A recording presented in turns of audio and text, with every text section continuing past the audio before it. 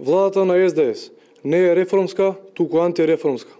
Владата на СДС почна на дело да ја спроведува деструктивната политика што ја промовираа нивните идеолози како фрчкавски, кои срамно и навредливо најави дека секое село не заслужува факултет и дека треба да се укинат 35 факултети. Со укинувањето на дисперзираните студии се предизвикува огромна штета врз образовниот процес и сеускратуваат бенефициите кои им биле достапни на студентите во изминатите 10 години.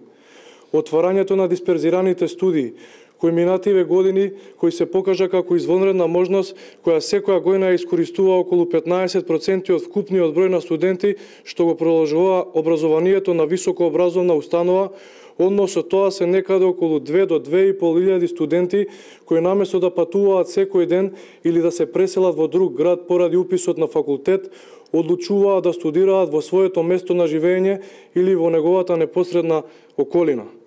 Ваквата мерка во изминативе 9 години беше искористена од над 20.000 граѓани, бројка што сама по себе говори за успехот на овој проект.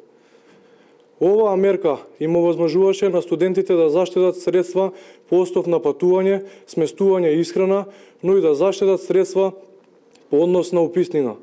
Студирањето на дисперзираните студии, каде предаваат истите професори и се учи по истите наставни програми, материјали и учебници, од кои се учи и на матичните високообразовни установи од каде се изведени, чини само 100 евра годишно.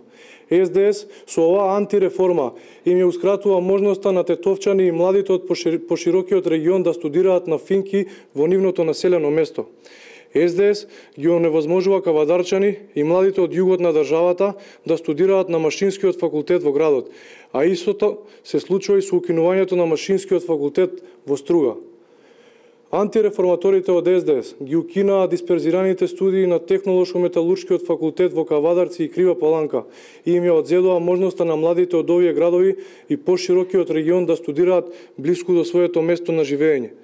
Антиреформаторите од СДС им ја одземаа можности и на младите од Тетово и Велес да студираат на Економски факултет без при тоа да треба да доаѓаат во Скопје. Антиреформаторите на СДС ги укинаа дисперзираните студии, им ја одземаа можноста на младите од Гевгелија и Прилеп да студираат на Факултетот за земјоделски науки и храна. Единствената причина поради која е укината ваквата мерка е тоа што дисперзираните студии се идеја, односно мерка воведена од страна на владата предводена од ВМРО-ДПМН, со цел обезбедување што поголема достапност на високото образование за сите граѓани. Граѓаните од СДС очекуваат реални мерки и проекти кои ќе им го подобрат животот, а не укинување и уривање. Граѓаните од СДС ги очекуваат 16.000 денари минимална плата и 30.000 денари просечна плата. Исто како што лекарите ги очекуваат 100.000 денари плата која СДС им ја вети. Граѓаните ги очекуваат и новите 500 км автопат, како и 30.000 денари на крајот на годината од поврат на 15% на потрошеното ДДЕ.